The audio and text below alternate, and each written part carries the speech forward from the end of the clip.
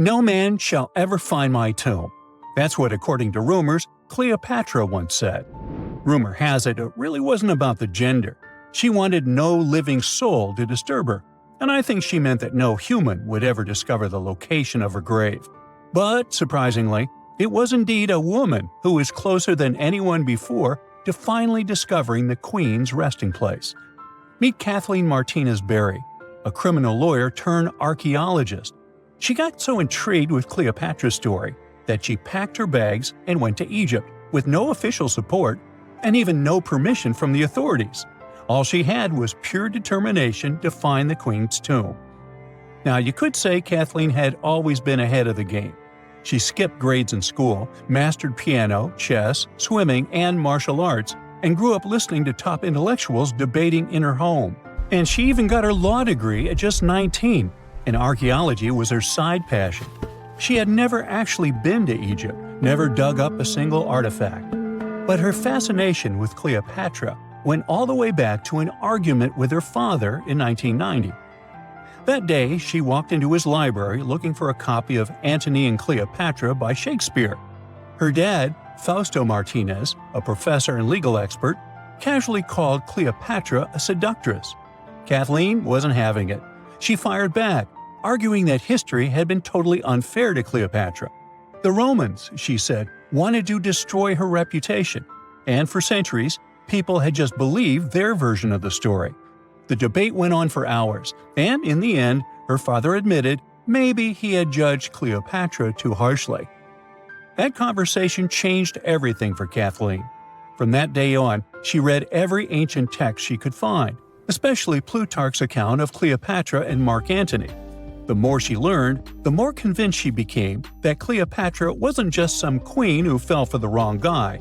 She was a genius, playing a dangerous political game to keep Egypt independent. And the more she read, the more she started thinking, what if everyone had been looking for Cleopatra's tomb in the wrong place? That thought stuck with her. When she was caring for her second child, she earned a master's in archaeology. Multitasking. That reignited an obsession that would take over her life, uncovering the truth about Cleopatra.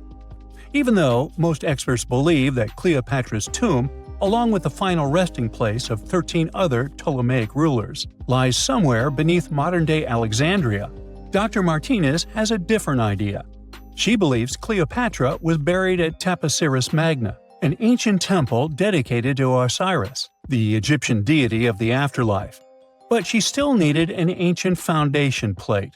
These plates, about the size of a smartphone, were placed beneath important temple structures and often contained inscriptions explaining when and why the temple was built. If she could find a plate that confirmed the temple was dedicated to Isis, Cleopatra's patron deity, she'd have solid proof that this was the right place to look. Nothing could deter Martinez. She excavated the entire temple site, digging deeper than anyone before her. Her team found coins with Cleopatra's name and face stamped on them. It meant Cleopatra had a direct connection to this site. Then, they uncovered something even more interesting: a tunnel used to bring water to people, leading straight from the temple into the Mediterranean Sea. So, if parts of the temple had already sunken into the water, could Cleopatra's tomb be down there too? Martinez needed proof to convince Egyptian authorities to let her search underwater. And, against all odds, she found the missing foundation plate. On it, the pharaoh offered a large area of Nubia to deity Isis. That was it, the confirmation she needed. The temple was indeed dedicated to Isis, proving her theory wasn't just speculation. If one temple was on land, Martinez suspected the second temple, possibly Cleopatra's tomb, had collapsed into the sea. She needed help from experts in underwater archaeology, so she reached out to Robert Ballard, the guy who discovered the Titanic. With support from the Egyptian authorities, she and her team began exploring the waters off the coast of Alexandria. And what they found was mind-blowing. Underwater, they discovered massive stone structures, some standing 6 to 10 feet tall, right where the coastline would have been thousands of years ago. They also found basalt blocks, the same material used in the statues from the first temple. That meant one thing: those weren't just random rocks. They were the remains of a lost city, buried beneath the sea for centuries. Now, we can only wait and see whether Martinez and her team will be able to unravel one of the greatest mysteries of the past left by the outstanding woman that was Cleopatra. Here's some backstory. After her father, Ptolemy VII, passed away, Egypt's throne went to both Ptolemy VIII and Cleopatra, or so it seemed. Cleopatra, just 18 at the time, allegedly married her 10-year-old brother.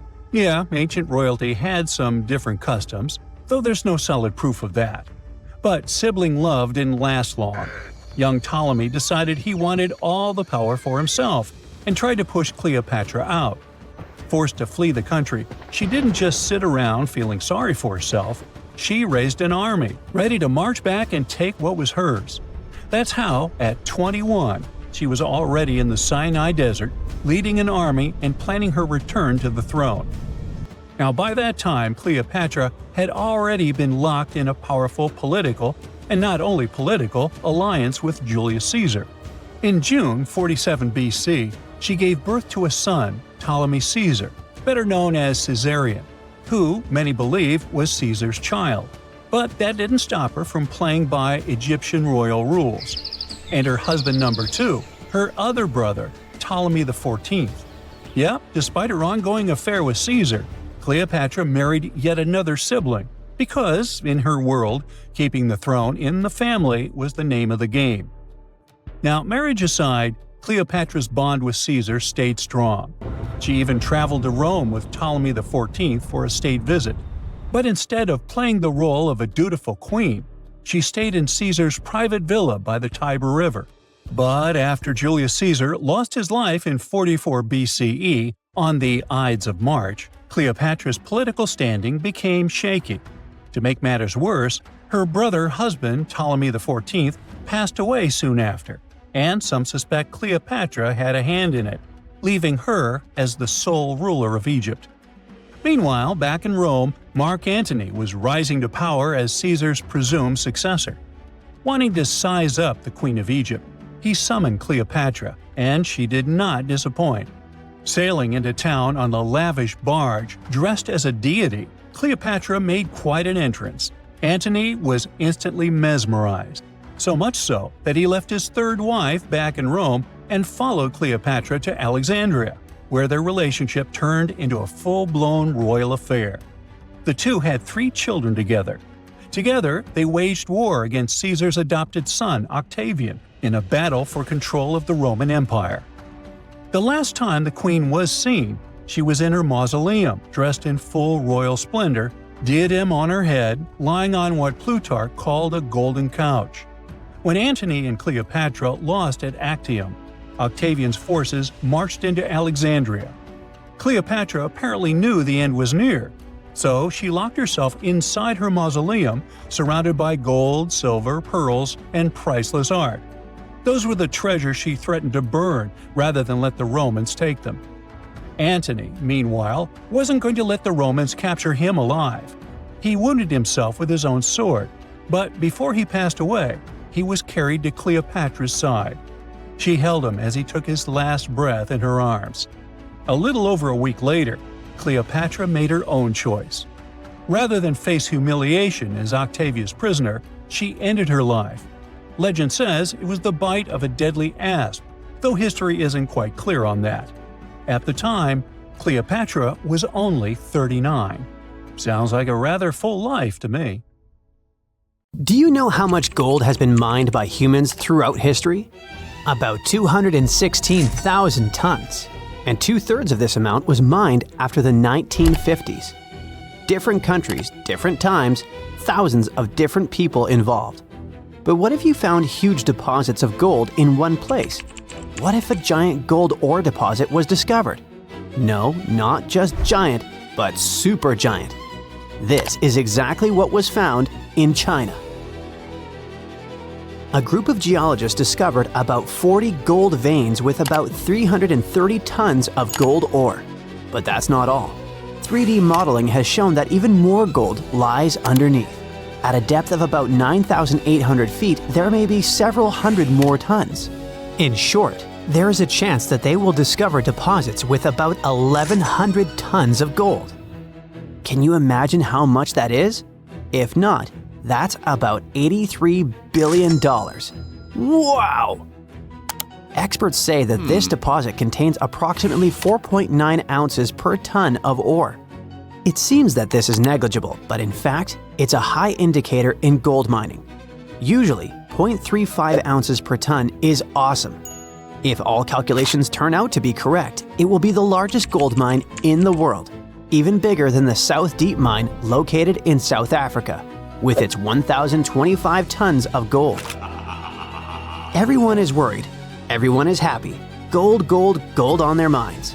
Everyone wants gold. Everyone buys gold. Gold is rising in price. Gold is more reliable than Bitcoin and cash. Gold is associated with wealth and luxury.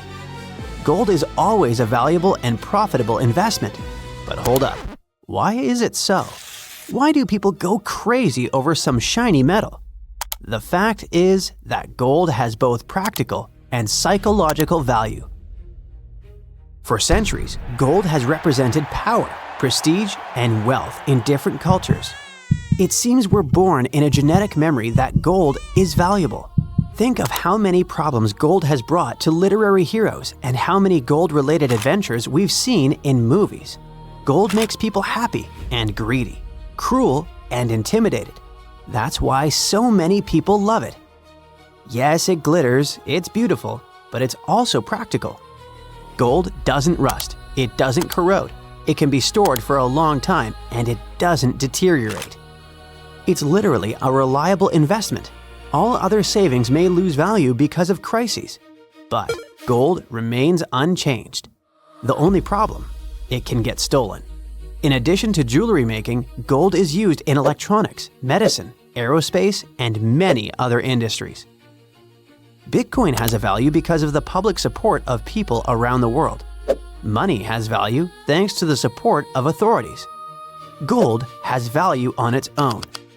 It's tangible and visually appealing, and its worth is also supported by people's centuries-old belief in its enduring value. But never let gold cloud your mind. Many people lose their honor and even their minds over it. Avoid this trap. It's just a shiny piece of metal. There are other precious metals in the periodic table: palladium, silver, copper, platinum. Why is gold number 1? Cheaper metals such as copper, iron, lead, and aluminum corrode and rust. Aluminum is also not durable. Platinum and palladium are more expensive than gold, but they're too rare and difficult to mine. You won't make many coins out of them. Silver is softer than gold. It tarnishes, scratches, and deforms. And, well, to be honest, gold is more beautiful. But there is another reason why gold is so expensive. It's quite difficult to get. Gold mining is a very laborious and long process. In movies or documentaries, you might have seen people standing at the mouth of a river, collecting silt and clay, sifting it through gauze and small nets, and finding gold particles there. That's one of the methods for how gold is mined. You have to work hard to get just a few small pieces. How do they find gold? It used to be luck. Someone was walking along the shore and saw something glistening in the water. But today, gold detection methods are much more effective. Geologists know that gold is present in almost all rocks and soil, but its particles are so tiny that they're not visible. But when the concentration of gold is high and noticeable, work begins to extract it. Special geological teams are engaged in searching for these sites. When they discover gold, they drill wells, then take soil samples and decide if there's enough metal to carry out large-scale mining. Production depends on the deposit. If gold is in hard rock, miners drill holes, place dynamite, and detonate it. The explosion breaks the rock into pieces so they can extract the gold. But this is just the beginning of the work. After collecting large pieces of rock, workers take them to factories to extract valuable material. At the first stage, specialists break large pieces of rock into smaller ones. Using crushing machines, they grind the ore into tiny pieces, similar to gravel. This gravel then enters rotating drums filled with steel balls. The drums spin and the balls grind the gravel into powder under pressure. This mass is then mixed with water and passes through special filters. After that, gold is extracted from the ore using chemical solvents and complex purification systems. It adheres to carbon, then is separated from it, followed by several additional processes, including electrolysis and further purification. At the end, the gold is melted and separated from impurities, then poured into ingots and sent to other plants for further processing. Yes, it's a difficult and time-consuming process, and quite a long one. And it's not always profitable. You can find a deposit of precious metal, but it will be too expensive to extract it, and the amount of gold there won't be enough to make the effort worthwhile. Only 10% of the world's gold deposits contain enough precious material to pay back for its extraction and processing. There are many areas filled with gold. Do you know how many of them are suitable for productive mining? Less than 0.1%.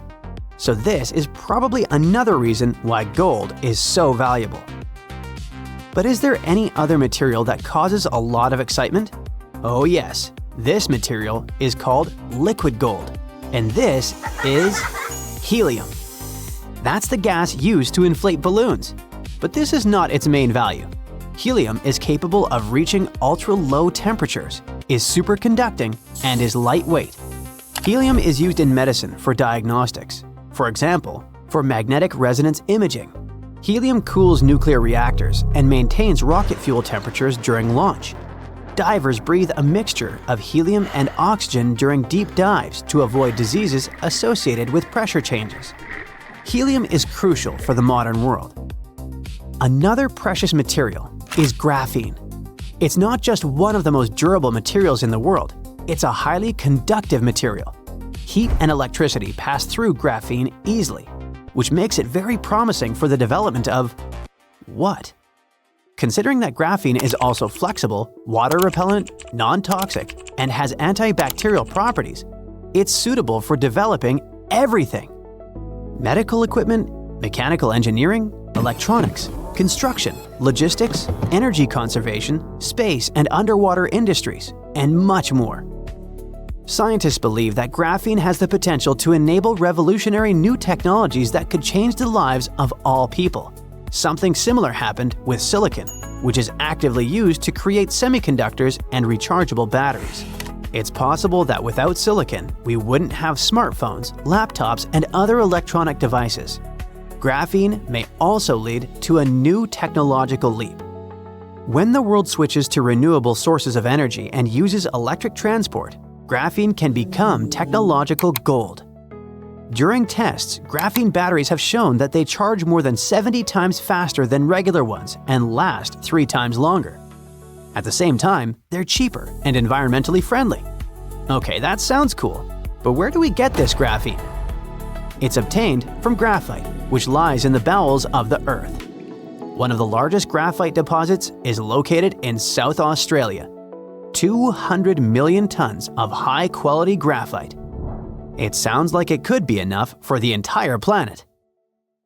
Egypt has ruled as the owner of the world's oldest pyramid, until now. A newly discovered structure in Indonesia may predate Egypt by thousands of years. If this is true, it rewrites history. The world's first pyramid was born during the last ice age, and it's now located in the middle of the jungle. At first glance, Gunung Padang does not exactly scream pyramid. It looks more like a big mound with scattered stones tossed all over it. But recent excavations have revealed that far beneath the surface, there are stone structures buried in multiple layers, deeper and much older than anyone expected. We're talking possibly 27,000 years old. This is serious if we're talking about humankind's history. Today, the oldest known ancient society with this kind of building knowledge is probably 11,000 years old and used to occupy the region of modern-day Turkey. We've talked about Göbekli Tepe in some of our previous videos. Gunung Padang has got the scientific community divided and raising big, life-changing questions. You see, the site of Gunung Padang has long been considered sacred by the locals. Many even call it the Mountain of Enlightenment and still use the site to perform mystical ceremonies. Westerners had no clue this place existed until the late 1800s. That's when a Dutch explorer heard whispers about a strange mountain and went to see it for himself. Just 4 hours south of Jakarta, he found something wild. Stacked terraces connected by rough stone steps, massive flat stones covering the ground, and towering pillars everywhere. To him, it looked like an ancient ceremonial site, maybe even a burial ground. For almost 100 years, mainstream archaeologists simply ignored Gunung Padang. The story resurfaced when a group of farmers brought attention back to the mountain in 1979. By the 80s, researchers finally started digging and found pottery fragments dating back to somewhere between 45 BCE to 22 CE. But here's where this story gets interesting. Some studies suggest the deepest layers of Gunung Padang are between 16 to 27,000 years old. That means this pyramid could have been built during the last ice age. And if that's true, it's older than Egypt's famous pyramids, the ones we thought were the world's first. This whole theory comes from geologist Danny Hillman. His team used ground-penetrating radar, core drilling, and carbon dating to study Gunung Padang, and what they found was pretty wild. According to Hillman, this place is like a giant ancient layer cake, built in stages over thousands of years. The youngest layer is around 3,000 to 4,000 years old. That's roughly the age of the pyramids in Egypt. When you dig a little deeper, you find Unit 2, which was built between 7,500 and 8,000 years ago. But here's where things get truly mind-blowing. Hillman claims the deepest layer, Unit 3, could be as old as 27,000 years old. His study suggests that Gunung Padang isn't just a hill. It's a stepped pyramid, complete with chambers and hollow spaces hidden underground. Although there's not much info about these chambers. The geologist does admit his theory sounds crazy, but he says it's all real and legitimate data. Hey, this is just one theory. Those who disagree with Hillman say Gunung Padang was not man-made. It was nature-made. Maybe not the upper parts, which Hillman calls Unit 1. The lowest units, which are the units that could change our collective history, are the problem. To understand what the fuss is about, we need to look at the soil. The area that Gunung Padang was built on is filled with volcanoes, which means it sits on top of volcanic soil. Hillman's team drilled into the mound and found something odd. Younger soil wedged between much older rock layers. To them, this was a clear sign that the stones were stacked, not naturally formed. After all, in nature, younger soil doesn't just sink beneath ancient rock. That would be like discovering fresh ink beneath the pages of an ancient manuscript. You know, something doesn't add up unless someone put it there on purpose. However, skeptics such as volcanologist Zoetkenel Braunthal argue that Gunung Padang is not a human-made pyramid, but rather the remains of an ancient volcano. He believes the mixed layers of young soil and old rock are the result of natural erosion and geological processes, not human construction. Volcanic activity can create unusual formations over time, and without clear signs of tools, carvings, or human remains, many experts remain unconvinced. The mystery boils down to this paradox. Are we looking at the ruins of a lost civilization, or are we simply misinterpreting the work of nature? Most archaeologists say that to prove an ancient civilization existed, you first need signs of culture, art, tools, structures, something man-made. That's exactly why archaeologist Dibble, one of Hillman's biggest critics, isn't buying the pyramid theory. He argues that without solid proof of human activity, all we really know is that the soil in the mound is 27,000 years old, and that alone doesn't mean people were building pyramids back then. But here's the thing. The more we dig into ancient history, the more we find that our ancestors were capable of things we never imagined. The idea of advanced civilizations existing during the Ice Age seems far-fetched to many archaeologists. After all, who could have the technology and knowledge to build massive structures like pyramids in such a harsh environment? This is where some researchers, particularly Graham Hancock, come in. Hancock is known for his controversial theories that say that advanced civilizations may have existed during the Ice Age. The last Ice Age lasted from about 2.5 million years ago to roughly 11,700 years ago. During its peak, huge ice sheets covered large parts of North America, Europe, and Asia, making it a challenging time for human survival. Most archaeologists believe that humans during this period were mainly hunter-gatherers, moving from place to place in search of food and shelter. The idea that they had skills to build a massive pyramid-like structure is hard for many to accept. However, researchers like Graham Hancock argue that advanced Ice Age civilizations could have existed and been wiped out by cataclysmic events such as floods caused by melting glaciers. According to Hancock, these ancient cultures may have built monumental structures like pyramids. One of Hancock's most notable books, Fingerprints of the Gods, explores this theory in depth. He looks at evidence from ancient monuments like Egypt's Great Pyramid of Giza and the megalithic structures in South America and suggests that these could be the remnants of a forgotten civilization. Hancock's theories imply that knowledge and skills passed down from this ancient culture were eventually rediscovered and used by later civilizations, like the Egyptians and Mayans. If we apply this to Gunung Padang, the idea becomes even more fascinating. Could this ancient site in Indonesia be a remnant of a long-lost civilization that existed during the last Ice Age? We'll have to keep digging to figure this out. Either way, while scientists debate the origins of Gunung Padang, local myths offer a different explanation. One of the most famous local legends tells the story of King Siliwangi, a powerful ruler who wanted to build a grand palace in a single night. With supernatural strength, he began stacking enormous stones to create his masterpiece. But as the first light of dawn appeared, he realized he had failed to finish in time. Frustrated, he abandoned the project, leaving behind the massive rock formations that we see today. While this story isn't historical fact, it reflects how deeply Gunung Padang is embedded in the local culture. Even today, the site is considered a place of spiritual energy, attracting visitors who believe in its mystical power. Hindus from the island of Bali climb the mountain steps to conduct rituals related to the rising of the full moon. Followers of a variant of Indonesian martial art practice their discipline high on the mountain. As these sacred rituals continue, archaeology and geology keep trying to figure out if this really is the oldest man-made structure in the world. So looky here, scientists discovered ancient artifacts near King Tut's tomb. Turns out his VIP final resting place looks more like a public graveyard with about a dozen wooden coffins that's been there for around 3,600 years. Now, okay, I might have exaggerated a tad. The 11 tombs weren't exactly right next to King Tut, but they were close, near the same city of Luxor.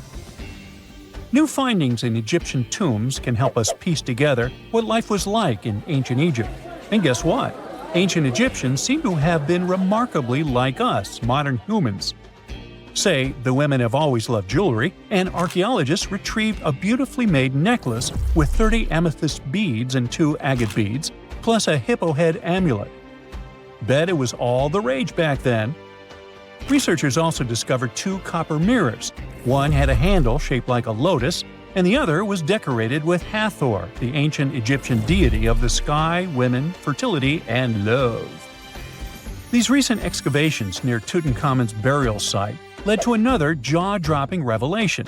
For the first time in thousands of years, fragments of Queen Hatshepsut's Valley Temple were uncovered. This fearless woman was thought to be the second female pharaoh, who ruled with both courage and wisdom, leaving a legacy as solid as the stones themselves. Her temple, hidden for ages, opens a window into a time filled with power, intrigue, and spiritual devotion. Archaeologists found over 1,000 beautifully decorated stone blocks on the outskirts of Hatshepsut's funerary temple. There were very few women who managed to take the throne in ancient Egypt. Another tomb was found nearby, and it belonged to the overseer of Queen Teti Sheri's palace, whose name was Jehuti-Mez. Queen Hatshepsut seems to have even more tombs, aces up her sleeve.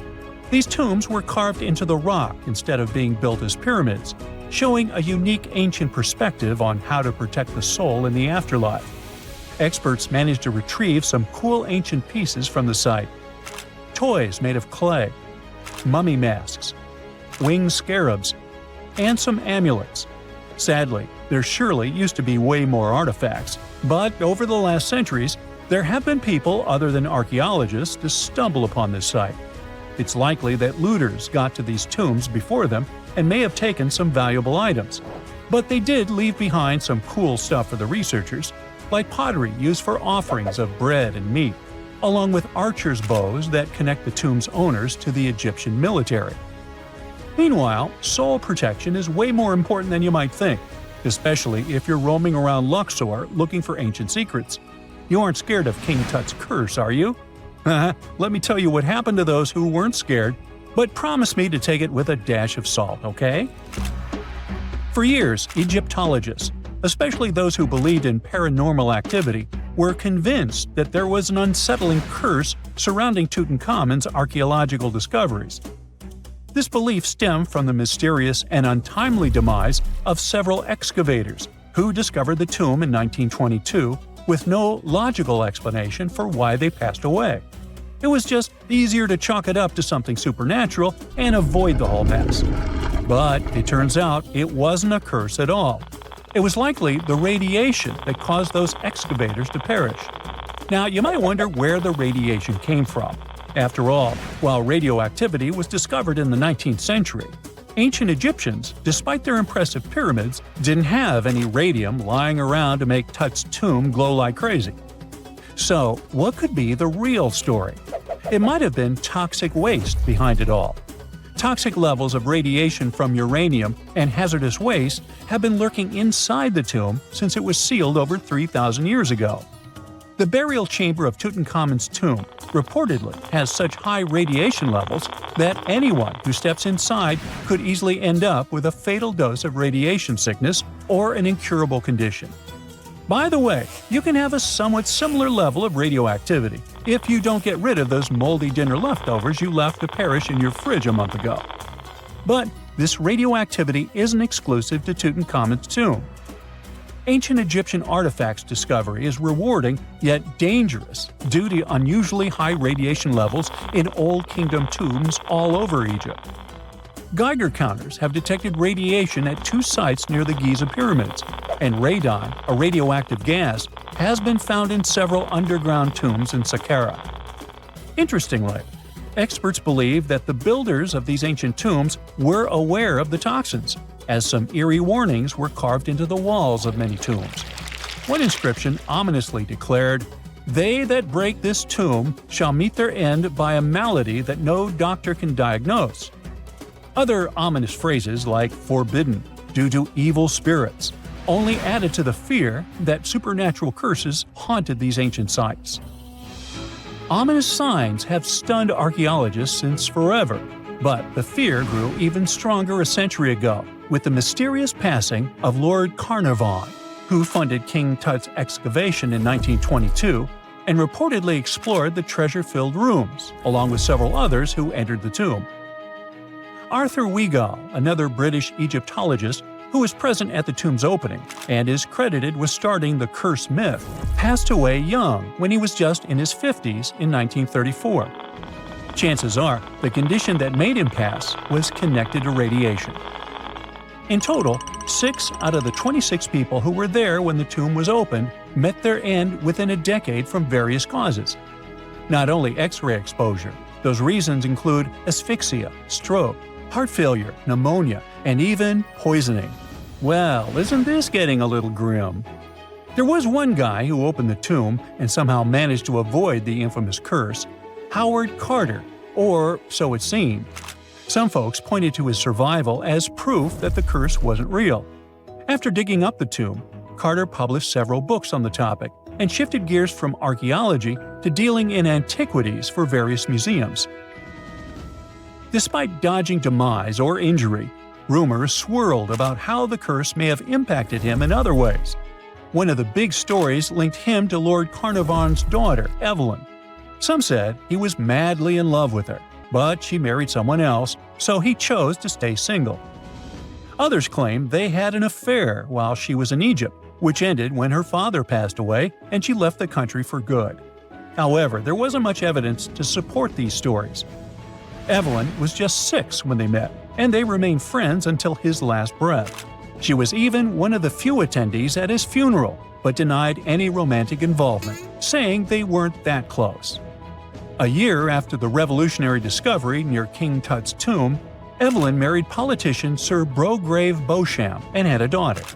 That same year, Beauchamp toured the tomb with his parents, guided by Carter himself. Carter never married and, aside from those posthumous rumors about Evelyn, had no other romantic connections. While the curse adds an intriguing twist to his life story, his tendency to keep relationships at arm's length was evident long before the tomb was opened. It seemed Carter just wasn't a people person. In 1939, after battling a serious illness, he ultimately succumbed to fate. He was 64, which was a pretty common life expectancy in the UK back then, so no one really thought it was off and linked it to an ancient curse. When he passed, it turned out he had several artifacts from Tutankhamun's tomb in his London apartment, which were eventually sent back to Egypt, marking what some viewed as the curse's end. Who knows? Maybe if he hadn't had all those ancient souvenirs at his place, he would have lived way longer. But all the other demises might seem off. The curse theory was likely fueled by some strange events during the excavation. Carnarvon got a mosquito bite that became severely infected, and around the time they opened the tomb, Cairo experienced a bizarre power outage and a freak sandstorm. Back in England, the Earl's dog, Susie, managed to escape from Carnarvon's house and began barking frantically at seemingly nothing. At least that's what the staff and family saw. Strangely enough, at the very moment her owner's heart stopped, Susie started howling and fell down without showing any signs of life. Maybe radiation didn't play a crucial role after all, and those were indeed ancient artifacts from King Tut's tomb that made them all perish. Spooky, huh? Have you heard of Göbekli Tepe? It's an ancient site in Turkey that literally made historians rewrite history books. Over 11,000 years ago, a group of prehistoric humans crafted an enigmatic masterpiece that's even older than Stonehenge.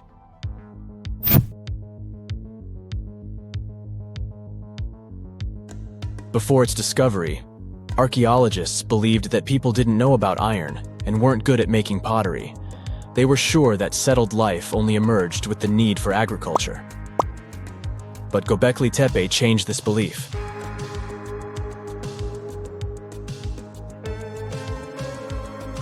The place has revealed that it was the temple that paved the way for a settled life, not agriculture. Until this discovery, researchers believed that farming was the catalyst for sedentary living. Meet Professor Schmidt, the guy whose findings changed this theory. He managed to prove that hunter-gatherer communities laid the very foundations of this way of life.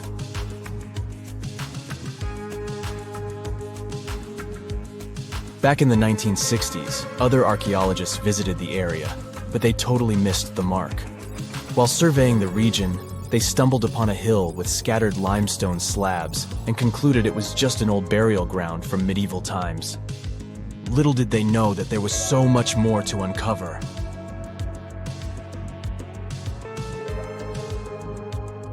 In 1994, Schmidt embarked on his own survey of prehistoric sites in the area.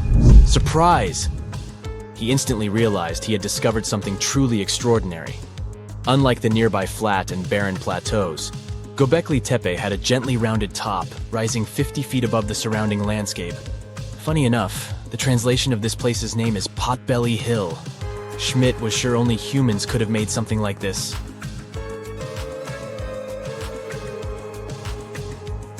Those broken limestone pieces that were mistaken for gravestones turned out to be way more exciting. It was like stumbling upon a hidden treasure.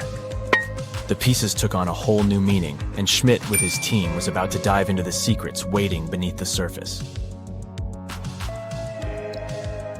To their surprise, they found no traces of a settlement, no hearths for cooking, no houses, and none of those adorable clay figurines commonly found in nearby sites of similar age. However, they uncovered that those ancient people used tools like stone hammers. So, Schmidt and his team put their heads together and took a wild guess at the age of Göbekli Tepe's stone structures. Their estimation got backed up by some limited carbon dating done right at the site. The ancient vibes of this place were finally starting to make sense. It was like a puzzle slowly coming together.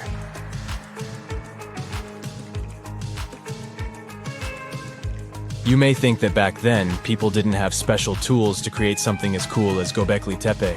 Not true. Turns out, these prehistoric folks used flint tools instead of fancy metal chisels.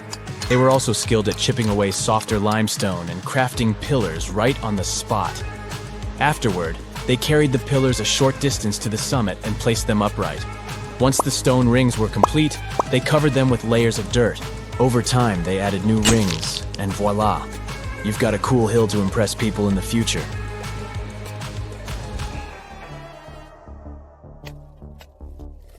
During their first year of excavation, the team went through 15,000 pieces of animal bones from wild creatures. These people didn't have pet animals or grow their own food. They hunted wild animals for their meals. But things were about to change, because the place had everything they needed to start farming. Scientists say they had wild sheep and wild grains that could be domesticated. And guess what? Just 20 miles away, geneticists found evidence of the world's oldest domesticated strains of wheat at a prehistoric village.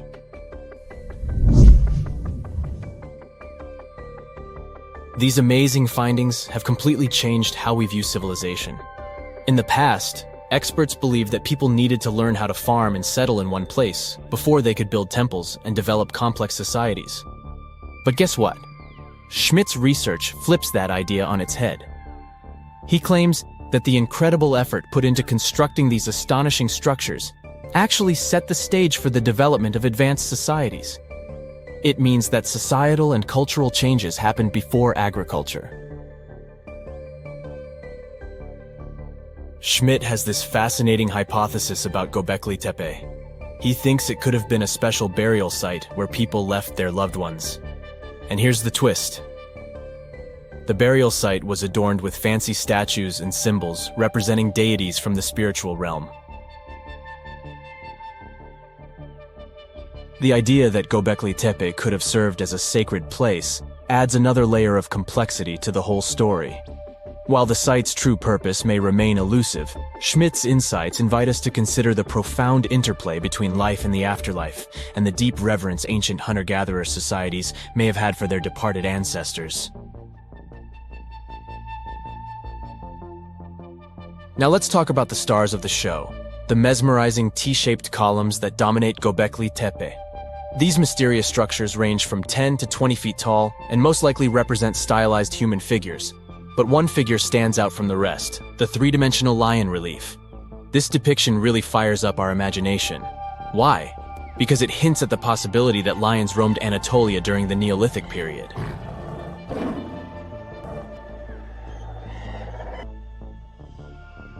These standing stones are arranged in circles and placed in rectangular pits.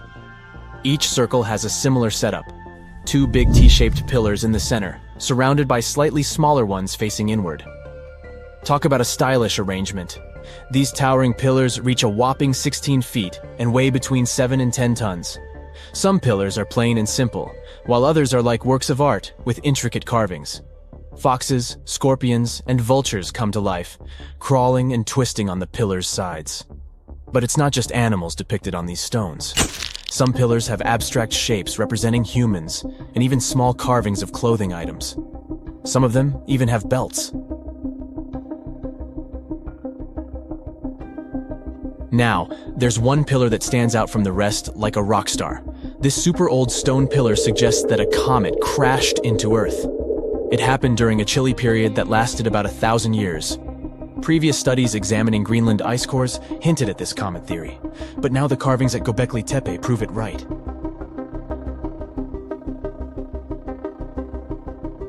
The carvings on the pillars are like a historical comic strip. They even show a headless human figure. Researchers fed the images into a computer and discovered their connections to constellations, indicating that this temple might have been an ancient observatory. It's like our ancestors were trying to document this cataclysmic event in their own unique way. Archaeologists have been excavating and researching Göbekli Tepe since the mid-1990s, peeling back layers of history and providing us with a deeper understanding of the intricate relationship between various elements. They have no plans to stop the whole process for another 150 years. Who knows what else they'll find? You see, Göbekli Tepe has been labeled purely as a ritual site with no signs of domestic activities. We were led to believe that the absence of water meant it couldn't support semi-sedentary communities. But scientists believe it's time to shake things up and approach Göbekli Tepe with fresh eyes. It's time to question what we believed before and use new evidence and different ways of thinking. Like, there might have been a group of people living in the area who didn't stay in one place all the time. They moved around a bit but still had their own civilization, living in the area semi-sedentarily. Göbekli Tepe is not just home to a single temple, but an astounding collection of over 20 ancient structures. As archaeologists delve into the depths of this wonder, they are unraveling its unique layout, featuring two prominent focal points at the heart of each establishment, complemented by smaller structures and dividing walls. What's even crazier is that in this area, there are over 200 obelisks, which are narrow tapering monuments. Deep inside the heart of the Amazon rainforest lies a cave so massive, it defies logic. Stretching for 2,000 feet, this tunnel is so big a human could easily walk around inside of it. Its walls are etched with deep, mysterious claw marks. But this is just one of many. If you travel to the south of Brazil, you'll stumble upon over 1,500 similar caves, ranging from modest tiny burrows to massive passageways. These are not your average spooky, bat-filled caverns. They're what researchers call Paleo-burrows, also known as ancient underground structures dug by creatures so colossal, they make modern elephants look small. Whatever creature dug those tunnels displaced 800 elephants worth of dirt. I know, it still looks like a normal cave, but experts noticed this one was special because the walls were too neat and rounded, and the floor was too smooth. Besides, no water or erosion leaves such signs of serious digging power.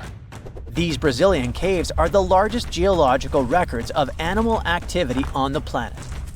It's like stumbling into a prehistoric house made by creatures the size of cars. To unlock this mystery, researchers analyzed the scratch marks on the walls and realized they had probably been made by giant ground sloths, a species called valgipes, which could weigh nearly 9,000 pounds and eat your average annual menu in about 3 days. Despite being huge, these animals were not earthbenders. They had to work in groups if they wanted to dig such long tunnels. This is why scientists believe many sloths shared the same tunnel and dug it together. Even some giant armadillos may have helped with the digging. After all, they were ridiculously skilled excavators and lived there too. Okay, but why would a giant sloth or armadillo need a 2,000-foot-long underground lair? Great question. And the truth is, scientists aren't totally sure. It doesn't make sense for them to dig tunnels this massive just to escape predators, especially since the tunnels were big enough for a saber-toothed tiger to crawl in, for example. So, unless they installed prehistoric security systems, this theory has holes. Haha, pun intended. The best bet is probably climate. Back then, everything was drier and colder, and some species of giant sloths were living their best lives back when Earth was transitioning between cold and warmer periods. Their big bodies usually protected these animals from temperature changes, but drastic fluctuations probably made them hide in order to survive. Besides, just like modern sloths, giant sloths probably had a hard time maintaining their body temperature, and going underground for a while is a great way to protect your babies and save some energy. After all, the bigger you are, the more energy you spend. Some scientists believe these tunnels might have had rotating tenants. One sloth moves in, digs a bit, leaves some scratch marks, moves out. And sometime later, another one crashes there and adds its own decor touches. A hostel for ancient mega-fauna. All evidence points to a more timeshare situation than a prehistoric private property. After all, these creatures weren't exactly social butterflies. Most sloths and armadillos usually keep things strictly one-on-one, just mom and baby. Yeah, dad sloth stuck around only for the good part. But you probably noticed one tiny detail here. These guys are not around anymore. They went extinct 11,000 years ago, right around the time humans started to get popular on Earth, when another ice age was ending. In fact, 80% of all mammals that were heavier than 2 pounds disappeared then. The first culprit is, of course, the usual suspect: humans. Around 10,000 years ago, a wave of skilled hunters using distinctive tools like spear points spread across North America. The theory goes that American animals weren't used to this new predator, making them easy targets. Once the big plant eaters started vanishing, the big meat eaters followed. They didn't have enough food to survive, and it wasn't just excessive hunting that caused some damage. Early humans may have also harmed ecosystems in ways that made survival harder for large species. But wait, there's another suspect: climate change. Around the same time, Earth's climate got a major shakeup. The climate was going from super cold to only slightly cold. Just so you know, Earth's temperature was about 46 degrees Fahrenheit, making seasons change and plants perish. And if plants are no longer around, big animals that eat them, like our friends giant sloths, have less nutrition, making them even more vulnerable. Many scientists now think that both human impact and climate change played a role, just in different ways depending on the region. In some places, humans may have tipped the balance. In others, nature itself did the job. Either way, it was a perfect storm that ended the age of giants. Turns out, being huge isn't always a plus. Giant animals tend to live longer and reproduce slowly, which makes them sitting ducks when disaster strikes. Besides, it takes a long time for these guys to bounce back.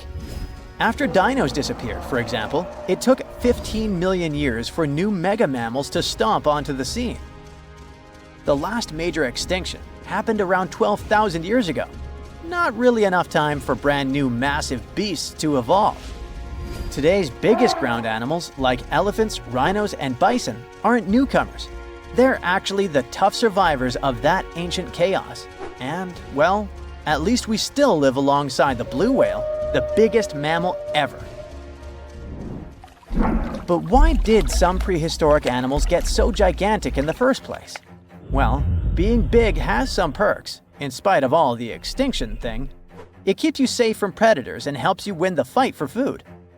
If plant eaters bulked up, predators had to level up too, just to keep up. And the environment plays a big role. You see, cold-blooded animals might grow bigger in hot places to stay cool, and warm-blooded giants thrive in cold places to stay warm. One paleontologist even suggested that some dino-sized vegetarians needed those massive bellies just to digest the tough, woody plants of their time, as if they had a salad bar inside their bodies. There's also the thing with oxygen. Back then, Earth's atmosphere had way more of it. That's a big deal, especially for creatures with less efficient breathing systems like insects. Higher oxygen levels meant their bodies could handle more growth and more activity, kind of like nature's turbo mode. We also have to discuss bones, specifically the lighter ones. Many huge dinosaurs had air sacs built into their skeletons, just like modern birds. This made their bones strong but not ridiculously heavy, meaning they could grow super tall or long without collapsing under their own weight. Those air sacs also helped with cooling down, which is super important when you're basically a walking oven of muscle. On the flip side, modern mammals are limited by gravity and biology. Bigger bodies need stronger hearts, lungs, and blood pressure just to keep functioning, and land doesn't offer much support. This also explains why whales got even bigger than dinosaurs. The ocean acts like a natural support system, which pretty much means that buoyancy helps hold up all that mass. So blue whales can hit a jaw-dropping 330,000 pounds without turning into pancakes. On land, that kind of size would be a serious health hazard. So ancient giants weren't just freaks of nature. They were the result of the right mix of air, food, physics, and environment working together in just the right way. The whole extinction event surely is a bummer for giant sloths that worked as gigantic engineers of nature, but it surely prevented us from sharing the planet with insects the size of crows, like some types of griffinflies or millipedes reaching almost 6 feet in length. Yikes! Now, if you'll excuse me, I'm going to appreciate modern sloths. Slow, small, and thankfully incapable of terraforming the landscape and giving me insect-related panic attacks. Now this bad boy was the size of a husky and could maybe pass for one, except it didn't have any fur and was a top predator with extra long blade-like canine teeth. Ooh, charming. Meet the earliest known saber-toothed animal to have ever lived. It roamed the earth well before the dinosaurs. Scientists made the description of this creature based on its fossils found on the Spanish island of Majorca in the Mediterranean Sea. About 200 million years ago, none of us were around then, the very first true mammals appeared, and they lived right alongside the dinosaurs. But if we trace the family tree of mammals even further back, we'll find an ancient group called therapsids. They didn't look like mammals we have today, but they had some key features that would eventually help define mammals. For example, therapsids had special openings on the sides of their skulls for jaw muscles, and parts of their jaw bones would later evolve into the tiny middle ear bones that all mammals, including you, have today. So, the new discovery is what might be the oldest known therapsid fossil. The fossil, which doesn't have an official species name yet, belongs to a group called Gorgonopsians. Those guys are more closely related to mammals than they are to any other living animals. Some of them were as small as cats, and others were as massive as polar bears. Gorgonopsians had some very mammal-like traits, like different types of teeth for different jobs. But unlike mammals, these ancient predators kept replacing their teeth, even their giant saber-like canines, over and over during their lives. Hey, that would be handy. Until now, the oldest Gorgonopsian fossils we knew about were around 265 million years old. But this new fossil is even older, dating back between 270 and 280 million years. The find was super detailed and complete, including its sharp knife-like fangs, part of its jaw, pieces of its spine, ribs, tailbones, and toe bones, plus most of one of its back legs. Even though the creature's skull wasn't complete, the scientists think it was about 7 inches long, and the animal itself would have been around the size of a medium-large dog, weighing between 66 and 88 pounds. But other than that, it didn't really look much like a dog. Even though it had some lizard-like features, calling it a lizard dog is totally wrong. Mammals and reptiles do share a super ancient ancestor from about 320 million years ago, but their evolutionary paths split a long time ago. When the newly found creature was alive, the island of Majorca was right in the middle of the gigantic supercontinent Pangaea. Back then, this area went through super wet and super dry seasons. Scientists have always wondered if major moments in mammal history happened in tropical places like this, but we just didn't have the right fossils to prove it. Now, with the discovery of the oldest known Gorgonopsian in Majorca, the missing pieces of the puzzle are coming together. It looks like some huge steps in mammal evolution could have happened in low-latitude environments we haven't explored much yet. The so-called gap in the fossil record might just be because paleontologists weren't looking in the right spots. Our hero of the day wasn't the only cool guy rocking the planet before dinos settled in. Over 500 million years ago, the weirdest predators to have ever existed ruled the oceans. The name is a bit tricky to pronounce, so I'm not going to. Okay, it's Anomalocaris, but it just literally means unusual shrimp. This creature looked nothing like anything alive today. Scientists think It was the first true apex predator, the orca of its time. Anomalocaris was massive for its era, as it grew up to 3 feet from its sharp grabbing arms to the tips of its tail fins. For a while, everyone thought trilobites were its go-to meal, but new research shows it wasn't strong enough to crack open trilobite armor. So instead, it was a speedy, agile hunter with awesome vision, and it often picked off soft-body animals that zipped through the open water. Now, another really cool creature from pre-dino times is a fish that could walk on land. Tiktaalik lived in marshy rivers that looked a lot like today's Amazon rainforest. It could grow up to 9 feet long, and it found its prey in rivers and inlets like a modern-day freshwater crocodile. It had a flexible neck and even some early versions of lungs, and thanks to them, it could survive both in water and out of it. Why fish like Tiktaalik started moving toward land about 395 million years ago is still a bit of a mystery. Around that time, the ancient supercontinent called Gondwana was drifting closer to the land that would become North America. This slow movement created lots of shallow, swampy habitats, which were perfect places for crocodile-like animals to thrive. Plus, these areas were near the equator, so they were warm and tropical. But there wasn't a lot of food waiting for them on land, so maybe they moved there for safety reasons. There were fewer predators and better spots to lay eggs there compared to the water. Creatures first adapted to living in open water, then shallow water, then marshes and river edges, and only after a long, slow transition did they finally step fully onto land. Now, how about a millipede the size of a small car and weighing as much as a large dog? This beauty lived over 300 million years ago in what is now England. Back then, during the Carboniferous period, Earth's atmosphere had way more oxygen, over 26%, compared to today's 21%. Scientists used to think the high oxygen levels were the only reason these creatures could get so big.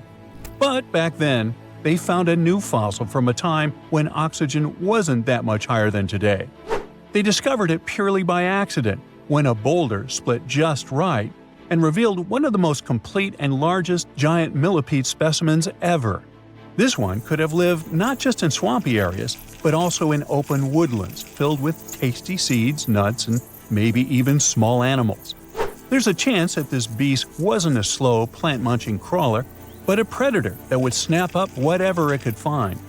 After dominating the Earth for about 45 million years, the giant millipedes eventually vanished. Probably the reptiles pushed them out, clearing the way for the age of the dinosaurs. Now, in case you ever wondered what would happen if you crossed a polar bear with the saber-toothed cat, here's the answer.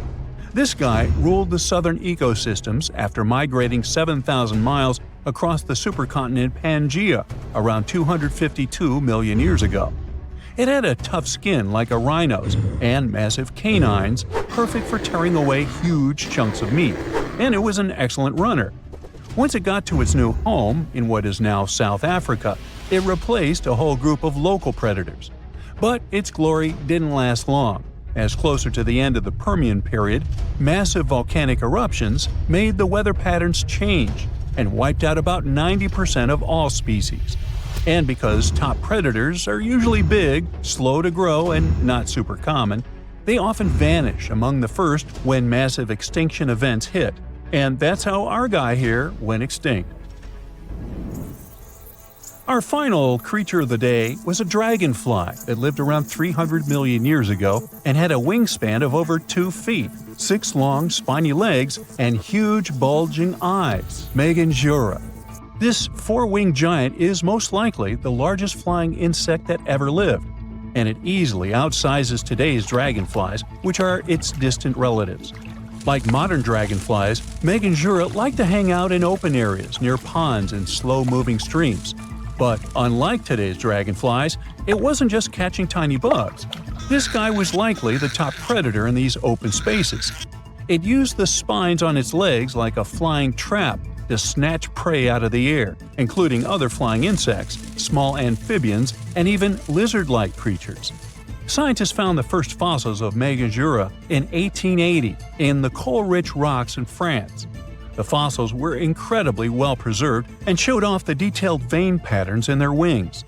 Scientists think Megajura grew so huge because it didn't have much competition from vertebrates, and the air back then, during the Carboniferous period, had a lot more oxygen than it does today.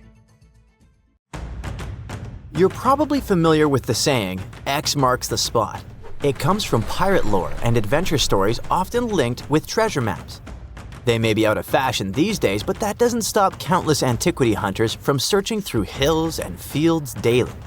One such enthusiast didn't have a map with a giant X on it, but when his metal detector beeped on a sunny day in April 2025, he uncovered one of the largest buried coin hoards ever recorded. So, what kind of treasure are we talking about here, and what makes it so unique? The discovery was made by Romanian hobbyist Marius Mangia, who says he just wanted an excuse to get some exercise and fresh air. During one of those walks with his metal detector in a location 30 miles southwest of Bucharest, the device picked up a signal. As he began to dig, he found a handful of silver coins just beneath the surface. Though oxidized, they seemed remarkably well preserved. Oxidation happens when metal reacts with air or moisture over time, causing it to change color, darken, or develop a crusty surface. Just like a sliced apple darkens when exposed to air if left out too long. The pile of coins grew quickly. Soon, it was obvious they were all packed into a ceramic jar. The final count was nearly 1,500 silver denarii, Roman coins likely buried around 1,700 years ago. However, these denarii date from the reigns of emperors Nero to Marcus Aurelius, covering over a century during the Roman imperial period, which means they're almost 2,000 years old. The presence of coins from multiple emperors suggests that the wealth was accumulated over many years. The Roman money system had a bunch of different coin types, so finding only silver denarii in the stash is a bit odd. It would be like burying $15,000 in cash, but all of it $10 bills. It could mean that the original owner was a trader. Maybe he was hiding his profits during dangerous times. Perhaps it was simply someone's life savings. Depending on the emperor and the period, the value of denarius fluctuated quite a bit, so 1,500 denarii could have been either a comfortable retirement fund or not nearly enough. In the 1st century, one silver denarius could get you 12 loaves of bread, and if you have 5 of them, you could buy an amphora full of wine. An amphora was a large 2-handled ceramic jar used to store and transport wine, oil, or grain, and it seems to be the type of vessel in which this treasure was buried. Though amphorae were made in many different shapes and sizes, the Romans eventually standardized them as a unit of measurement, with one amphora being roughly equal to 7 gallons of liquid. The spot where the jar was buried wasn't tampered with. This might indicate that the hoard remained undetected all this time, but the amphora had already been broken when it was found. But why would it be broken, and what could that mean? While the exact cause of the breakage has not been explained yet, archaeologists say it may have been broken on purpose as part of a protective ritual before burial. In some ancient cultures, ritual vessels were deliberately damaged as a symbolic act. Maybe it means the jar had done its job, either as an offering to the gods or to keep someone from stealing it. You can have my silver, but I'm not giving you my precious jar. However, such rituals were not common in Roman culture, so it's a mystery for now. Perhaps it broke because the jar contained silver while being exposed to 2 millennia of soil pressure, freeze-thaw cycles, root growth, or a blind mole rat trying to find its way around. Although the amphora and its silver are now being preserved and examined by experts, their discoverer almost ended up unrewarded. After finding the hoard, he had to notify the police so they could secure the site. However, he was under pressure because in Romania, you have 72 hours to report any significant historical find. Unfortunately for Mr. Mangiac, he ran into a problem since it was a holiday and the offices he needed to contact were closed. He spent the following 2 days meticulously photographing every single coin before finally being able to present his findings to the authorities. While the exact amount of prize Mr. Mangiac might receive isn't publicly known, Romanian law typically awards 45% of a discovery's appraised value to the finder. Not a bad outcome for what started as a casual walk with a metal detector. Meanwhile, the site itself had been declared an archaeological zone, and any future digging will be done under expert supervision, which means that this story might have a follow-up one day. But for now, let's focus on what makes metal detectors beep and see if there are more hidden troves to be found around the world. Today, most hobby-grade detectors rely on something called VLF technology, where VLF stands for very low frequency. When you sweep the detector over the ground, its coil sends out an invisible magnetic field. If something metallic is within that field, for example a nail, a discarded wedding ring, or ancient Roman silver, it bounces back a signal. The device picks that up and beeps to let you know something's there. The stronger the signal, the closer or bigger the object probably is. Basically, it's using electromagnetic induction to make buried metal respond, like calling into a cave and listening for the echo coming back at you. Fun fact, bats use a similar principle to detect what's in their environment, but with sound. It's called echolocation. If you yell in a cave and disturb a bat, it might send out high-pitched clicks that bounce off objects and return as echoes, helping them pinpoint everything around them. Doesn't matter if it's a tiny insect or a pesky human in complete darkness. Metal detectors use magnetic waves. Bats use squeaks and echoes. Now, if all this got you curious about grabbing a detector yourself, what are some major locations to consider? Mr. Mangiak simply went for a walk, but for many, it's a rewarding hobby that helps history and also pays off well. And not just in Romania, but all over the world. In the UK, regions like Norfolk, Suffolk, and Lincolnshire have become hotspots where enthusiasts regularly uncover Roman coins, Viking relics, and medieval artifacts. During the Iron Age, burying valuables was a common practice. Some researchers think it was done as a way of storing valuables. Others think it was part of a ritual. But either way, many of those hoards could still be there.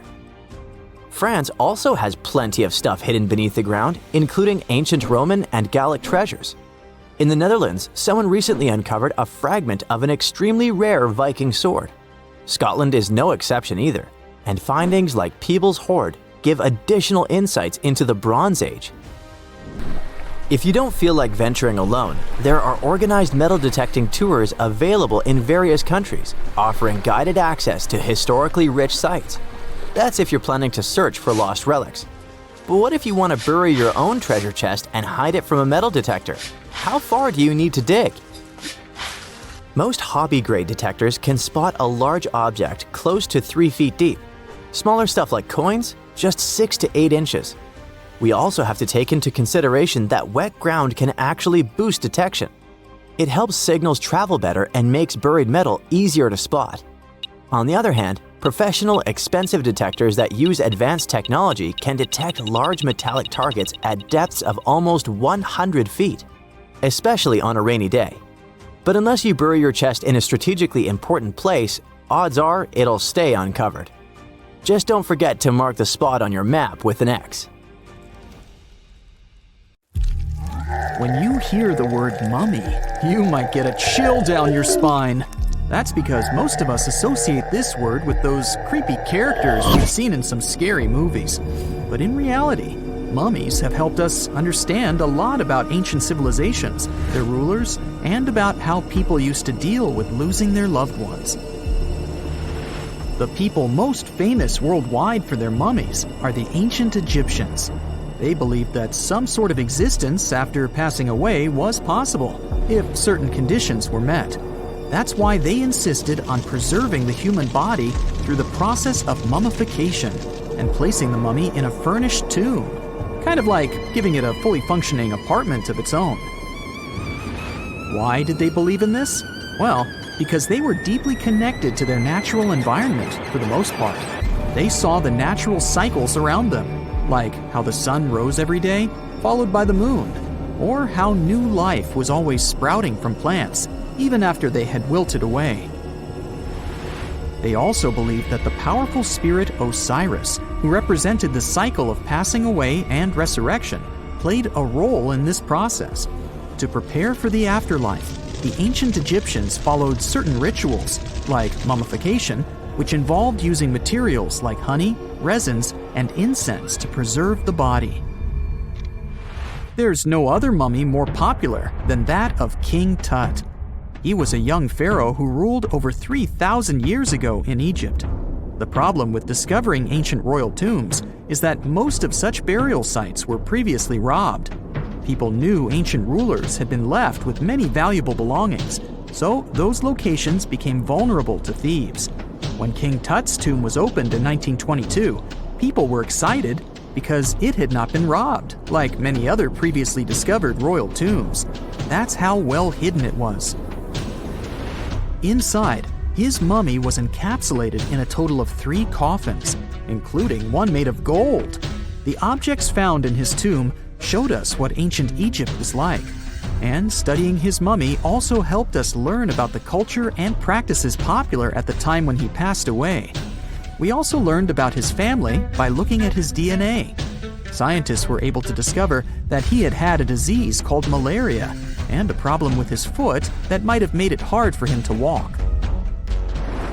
Ramses II was another pharaoh in Egypt who ruled for 68 years, which was quite a lot back in the day. He was known for his expansion campaigns and building projects. Many objects from his time as a ruler still exist today, including a large statue of him. Ramses II was about 6 feet tall and lived to be about 90 years old. After looking at his mummy, scientists concluded that he may have had a medical condition that affected his spine. Now, remember those thieves I mentioned before? They are probably the reason why Ramses II ended up in a plain coffin in a secret collection of royal mummies at Deir al-Bahari, which was rediscovered in 1881. Thankfully, archaeologists were able to identify him because his journeys had been recorded on his wrappings. The process was really tedious too. In fact, in ancient Egypt, the mummification process could take a staggering 70 days to complete. A special person would say a very specific speech while delicately handling the body and drying it out using a type of salt called natron. They also used linen and resin to make the body look more lifelike and to wrap it in cloth. The tomb was equally as important for ancient Egyptians. The walls of King Tut's tomb, for example, were adorned with intricate artwork that depicted his journey to the afterlife, from his burial procession to his passage through the underworld. The ancient Egyptians believed that everyone made this journey after passing away, and they filled their tombs with items and paintings to help the person in their spiritual travels. Additionally, the walls of the tomb were decorated with spells from a special book, which contained a collection of poems that the Egyptians believed would help people reach the afterlife. And speaking of how important this journey was, people also placed food in these ancient tombs. In King Tut's tomb, archaeologists discovered 36 jars of vintage beverages and 8 baskets of fruit, which were believed to be left there to help him in his journey to the afterlife. The Egyptians believed that traveling to the afterlife took a really long time, so they left a lot of supplies, such as food and water, to sustain their loved ones. Pharaohs also generally had numerous luxurious garments and beautiful jewelry in their tombs to ensure that they would have a fashionable journey. These items included various types of linen clothing, such as tunics, scarves, gloves, and headdresses, as well as a lot of gold jewelry with precious stones, like bracelets, buckles, pendants, necklaces, rings, and even precious depictions of insects for protection. Some were also deposited with fans made from ivory and ostrich feathers to keep them cool in the afterlife. Some ancient rulers were even placed in their forever apartments along with boats. For example, Pharaoh Khufu built the Great Pyramid at Giza as his tomb, and a large ship was found inside. King Tut, however, was buried with multiple boat paddles, but no actual boat. Instead, he had 3 chariots and numerous walking sticks made of precious materials, perhaps indicating he'd rather travel to the beyond by land, not by water. Amongst the most interesting objects found near ancient mummies are bottles of oils and perfumes. If rulers were supposed to be fashionable, Why not smell nice too, right? Also, some of them had some ancient kinds of board games, most of them made out of precious materials like gold or ivory. One of those games was called Senet. It was very popular amongst the ancient Egyptians and very similar to modern-day chess. The ancient Egyptians may have the most famous mummies out there, but they weren't the first to invent the procedure. In fact, it all started in South America with an ancient civilization named the Chinchorro. As far as we know today, these people were the first to mummify their loved ones that had passed away. They did it somewhere around 2,000 years before the Egyptians started their own rituals. Sure, we can tell a lot about ancient rulers by studying these mummies, but until recently, we had no idea what they really looked like during their lifetime. Not so long ago, though, some very special mummy paintings were found by archaeologists studying ancient Egyptian objects. These mummy portraits are highly detailed paintings of individuals that were made while they were still alive. Such paintings were often painted on wood, as opposed to the classical portraits we all know about, which are painted on canvas. They are known for their realism and beauty, and have even been used by researchers to diagnose diseases by comparing them to the corresponding mummies. Some of these portraits also include depictions of jewelry, which was later found on the mummies. The recent discovery of these mummy portraits in Central Egypt is significant, as it marks the first time in over a century that such paintings have been found. Mummies appeared all around the world naturally, too.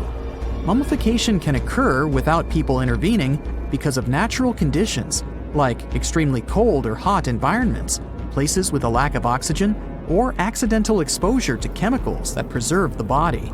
These conditions don't allow bacteria to grow, resulting in the body remaining more or less intact. Famous Otzi was one of these mummies. We know today he was a man who lived around 5,000 years ago in Europe. But upon his discovery in the Alps in 1991, Austrian authorities initially believed that he was a modern mountaineer because of how well preserved the body was. However, after the Iceman was removed from the glacier, it was determined that he was actually from the Copper Age. Egyptian archaeologists made an extraordinary discovery near Cairo just recently. Drumroll, please. The most ancient and most complete mummy yet discovered in the country. Yes, they were keeping it under wraps. The 4,300-year-old mummy was found in a group of tombs close to the step pyramid of Djoser, dating back to the Egyptian Old Kingdom. It was covered in layers of gold. The team also found several other tombs, including one belonging to an ancient Egyptian official and another belonging to a secret keeper who had the power to perform special ceremonies. Another interesting tomb was that of a writer, which featured the largest statues ever found in the area. This vast burial site is also home to more than a dozen pyramids and resting grounds.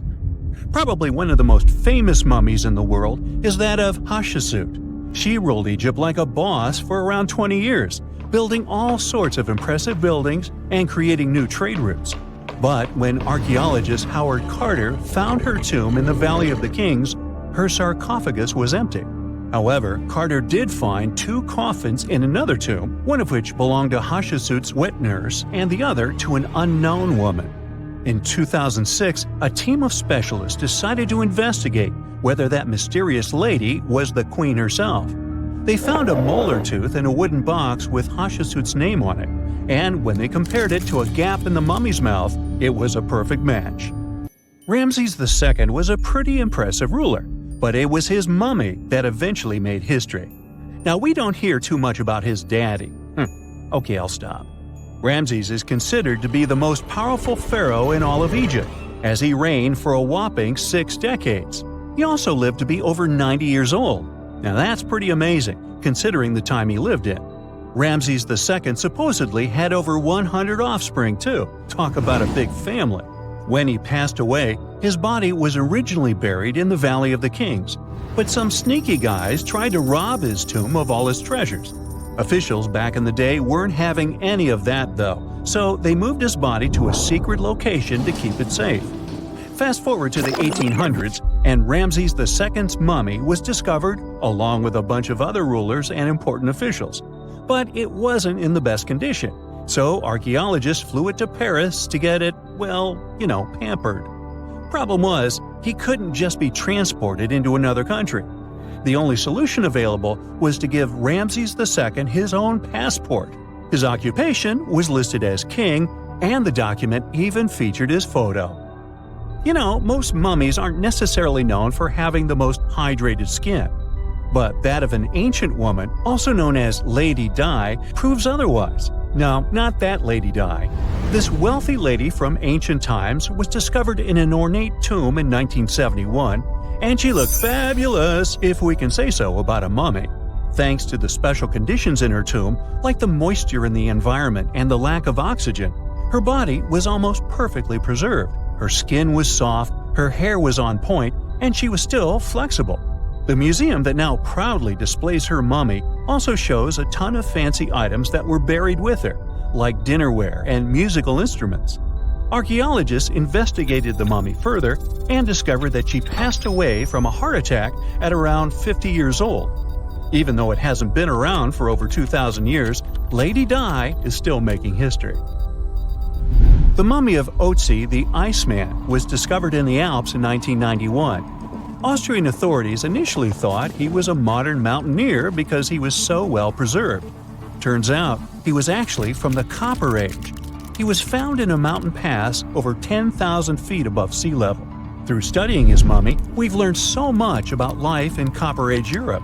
For example, we know that he was a native of Central Europe and enjoyed eating meat. He also suffered from arthritis, narrowing arteries, and intestinal problems. But he likely used acupuncture and medicinal herbs to treat these conditions. And apparently, he was pretty handy with tools. He sharpened them just days before his untimely demise. Who knows if he was expecting trouble or just getting ready for some routine work. Now, King Tut and his story is most likely the one that made all mummies famous. This pharaoh passed away at the young age of 19, more than 3,000 years ago. But his mummy is still one of the most well-known in the world. When his tomb was opened in 1922, people went wild because it was still intact, unlike many other royal tombs. It had some seriously blinged-out coffins, including one made of solid gold. Not only did Tut's tomb give us a glimpse into ancient Egyptian history, but his mummy also taught us a lot about the time he lived in. DNA analysis helped identify his parents and revealed that the pharaoh had a rare bone disorder that might have made walking a bit tough. Now, Ginger is most likely one of the coolest mummies you'll ever hear about. He's like a time traveler from 5,000 years ago who's still looking fly with his golden hair and perfectly preserved nails. Ginger was discovered in Egypt and is believed to be the earliest known mummified body. Before people even knew about mummification, they used to place bodies in shallow graves in the hot, dry sand. And since the sand absorbed all the water, bacteria couldn't reproduce and the body was preserved naturally. Now, scientists are not sure if Ginger's preservation was intentional or not, but since he was buried with some pottery vessels, it's likely that whoever buried him knew some serious preservation techniques. If you want to meet Ginger in person, he's currently chilling at the British Museum. One Dutch art collector bought a statue from Asia and ended up finding a weird discovery. The statue contained a mummy hidden inside. Unfortunately, the body was too fragile to move, so they had to leave it there. The coolest part is that this mummy is over 1,000 years old and was on display for 200 years before being encased in the statue. When scientists did a CT scan, they found out that the mummy was filled with paper scraps covered in writings. Experts think he might have done this thing called self-mummification, which is a pretty intense process involving a special diet and tea that makes your body less prone to bacteria. Only a few people could handle this ritual, and those who managed to do that were seriously respected. No other Egyptian queen has baffled scientists and historians like the stunning Nefertiti. Based on her statues, she was known for her slender neck, wide eyes, and high cheekbones. Her name translates to "the beautiful woman has come." Talk about living up to your name, huh? Even though she wasn't a pharaoh herself, Nefertiti still managed to leave a lasting impression. Written records suggest that, as a wife and queen, she held an incredibly influential role. Because of her power, she was indeed admired, but she also managed to make quite a lot of enemies throughout her life. She was also related to King Tut, but not biologically. Rather, she was his stepmother. So far, locals have yet to identify her mummy, but that may soon change. A local Egyptologist who has been busy excavating tombs in the Valley of the Kings has found 2 mummies that he believes could be Nefertiti and her daughter. According to specialists, we may soon finally get a definitive answer about the identity of these 2 mummies. And if one of them does turn out to be Nefertiti, we could be in for a real treat. DNA analysis and CT scans of the mummy could give us the most complete and accurate image of the queen that we've ever seen. It's crazy to think that we've only scratched the surface of what lies beneath modern-day Egypt. Nefertiti ruled during a time of great power and prosperity in Egypt, but unfortunately passed away in a period of social turmoil, leading to her gravesite being lost. Now, where's my mummy?